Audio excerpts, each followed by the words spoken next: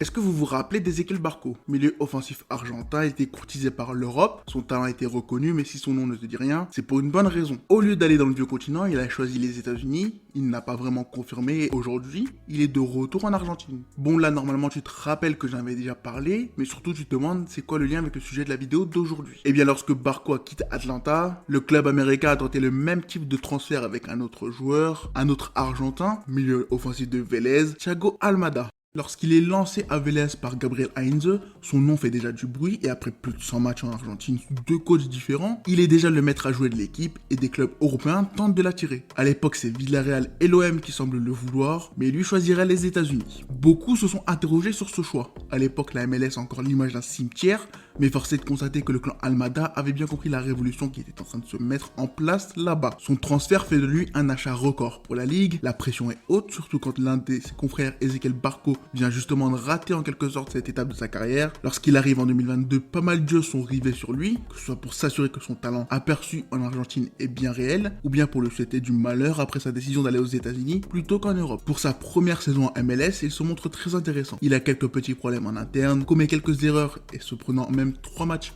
de suspension, mais malgré les faux pas, il confirme qu'il est un joueur spécial. Atlanta lui laisse pas mal de liberté pour s'exprimer et en récompense, l'Argentin est l'auteur de 6 buts et 7 passes décisives. Une saison plutôt intéressante qui sera récompensée par une convocation pour la Coupe du Monde. S'il ne fait pas partie de la liste de départ, les blessures forceront le destin. Dans une épopée qui verra l'Argentin revêtir le même maillot que son idole Carlos Tevez, il ne jouera que 8 minutes. Mais ce sera bien assez pour faire de lui le premier champion du monde à jouer en MLS. Un fait notable qui attirera pas mal de convoitises. Encore une fois, Atlanta déjoue les pronostics. Après avoir réussi à le signer, ils réussissent à le garder et clairement, c'était la bonne décision. De retour de la Coupe du Monde, Almada comprend que c'est le moment pour lui de franchir une étape. Il vient de goûter au très haut niveau, à un football plus compétitif, et sa place provisoire en sélection ne lui a pas été offerte. Il doit la gagner. Dans les 4 premiers matchs de la saison, il marquera 4 buts, offrira 4 passes décisives, il partira ensuite affronter le Panama avec l'Argentine, marquera son premier but en sélection, puis retournera faire la meilleure saison statistique de sa carrière. Thiago Almada en 2023, c'est donc une Coupe du Monde, 11 buts et 16 passes décisives en championnat, un adoubement de la part de Lionel Messi, le tout à seulement 22 ans. En perdant face à Columbus en playoff, Atlanta a mis fin à une saison qui aurait vu l'Argentin être élu meilleur jeune joueur de la saison. Il était dans la course pour être le meilleur joueur de la saison au total, et maintenant que l'année est terminée, qu'il est de retour avec les U23 de son pays, il est temps d'enfin faire ce grand saut que Barco n'avait pas su réaliser. Récemment, il a confirmé son envie de rejoindre l'Europe, mais quelle équipe va réussir à l'avoir ?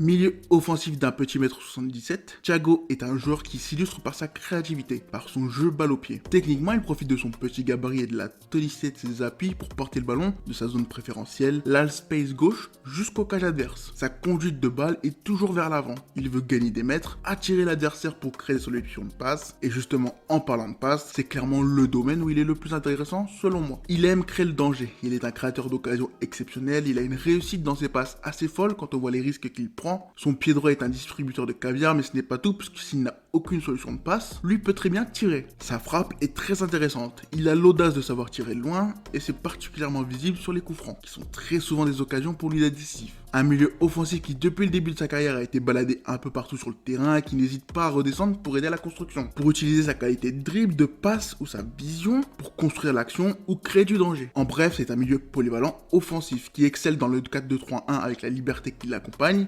Il sait parfaitement exploiter ses capacités pour être un danger constant, un joueur étincelant qui me fait penser à un certain Français au Brésil, et qui va devoir continuer de progresser dans ses choix et physiquement pouvoir se montrer au niveau de l'attente qui l'entoure. Un profil très intéressant qui a créé une petite hype autour de lui depuis le début de sa carrière, qui aujourd'hui va se concrétiser. Le prix de son transfert est sujet à débat puisqu'Atlanta va clairement tout faire pour obtenir le maximum, ce qui limite les prétendants. Son transfert avait coûté 15 millions de dollars, je crois que c'est même 16, je sais plus. Un record qui tient toujours aujourd'hui et son transfert sera donc supérieur à ce montant. Atlanta sait vendre. Ce sont eux qui ont là aussi le record avec Miguel Almiron à Newcastle pour 26 millions. Et donc le montant pour Almada tournera autour de cette valeur. L'objectif serait d'en faire la nouvelle vente record. Lui est international argentin, champion du monde, un des meilleurs joueurs de MLS à seulement 22 ans et son contrat jusque jusque janvier 2026 est une sécurité supplémentaire qui comptera dans les négociations. C'est un montant élevé qui explique pourquoi jusqu'ici personne n'a tenté de forcer le cadenas pour se l'offrir. Ce montant assez élevé permet dans le même temps d'éliminer quelques pistes lorsque l'on essaie de deviner quel club il choisira. Pour son profil, en dehors des évidences que sont Benfica et l'Ajax qui pourraient se montrer très intéressés dès cet hiver, l'idéal serait l'Italie ou la Liga. Problème, ces deux championnats sont frappés par un déséquilibre économique qui fait que les candidats capables d'investir une telle somme sont rares. La Juventus pourrait être intéressante, mais étant donné qu'Almada est un joueur de football, je ne peux pas lui souhaiter d'évoluer sous un tel coach. L'Inter aurait carrément pu être favorite, mais difficile de les voir investir une telle somme. Reste donc le rival, et là, clairement, on pourrait croire à quelque chose. D'ici peu de temps, un séisme aura lieu du côté de Milan, les changements ont déjà commencé et l'arrivée d'Almada est clairement une bonne idée, mais avec Bennacer sur le retour, il se peut qu'aucun milieu ne soit finalement tenté. J'en parlerai plus en profondeur dans une prochaine vidéo. L'Italie est donc compliquée. Un prêt avec option semble avoir pour l'instant été rejeté par les dirigeants d'Atlanta, ce qui rend difficile d'accès l'Argentin pour cette ligue. Côté Liga par contre, on pourrait avoir un club parfait pour lui. La Real est pour moi l'occasion parfaite pour lui de s'insérer en Europe.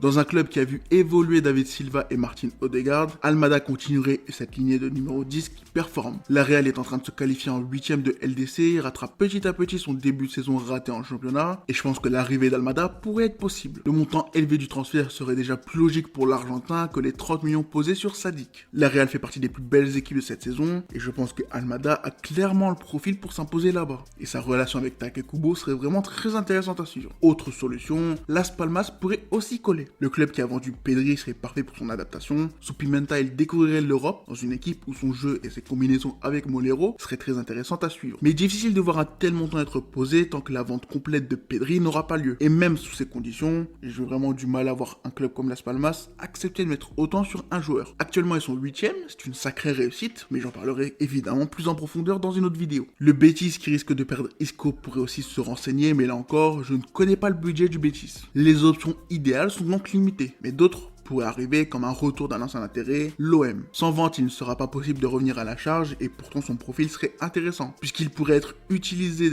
en tant qu'ailier gauche qui rentre dans l'axe ou bien remplacer un Amin Harit sur courant alternatif. Bref, je vais pas continuer, mais tu comprends pourquoi jusqu'ici il n'a jamais été une priorité pour un club. Rares sont les équipes qui vont acheter en MLS, donc tu comprends qu'investir une telle somme pour un joueur de là-bas est considéré comme une prise de risque. Pour l'instant, son CV est maigre. Réussir aux États-Unis est à la portée de beaucoup en Europe. Un joueur dans la moyenne haute en Ligue 1 comme Denis Bouanga est devenu un top joueur là-bas, c'est une donnée importante qui pèse beaucoup lorsque l'on évoque son cas. Il est à la croisée des chemins. C'est la première fois qu'il est aussi clair dans son envie de rejoindre l'Europe. D'autres clubs sud-américains l'ont déjà contacté et Atlanta compte toujours sur lui pour l'instant. Si j'étais Thiago, je pense que la perfection serait la Real. L'une des plus belles équipes de la saison qui est toujours en course en Europe et qui sait gérer ce genre de profil. Pour autant, il va peut-être falloir passer par une étape intermédiaire. Faire 6 bons mois dans un plus petit club pour prouver ce qui est considéré comme un effet de mode est effectivement un joueur prometteur qui mérite l'attention qu'on lui porte. Dans tous les cas, c'est un dossier intéressant que je suivrai de près. Selon toi, quel est le club parfait et réaliste pour Almada? Dis-le moi dans les commentaires et on se retrouve demain pour cette belle semaine de vidéos.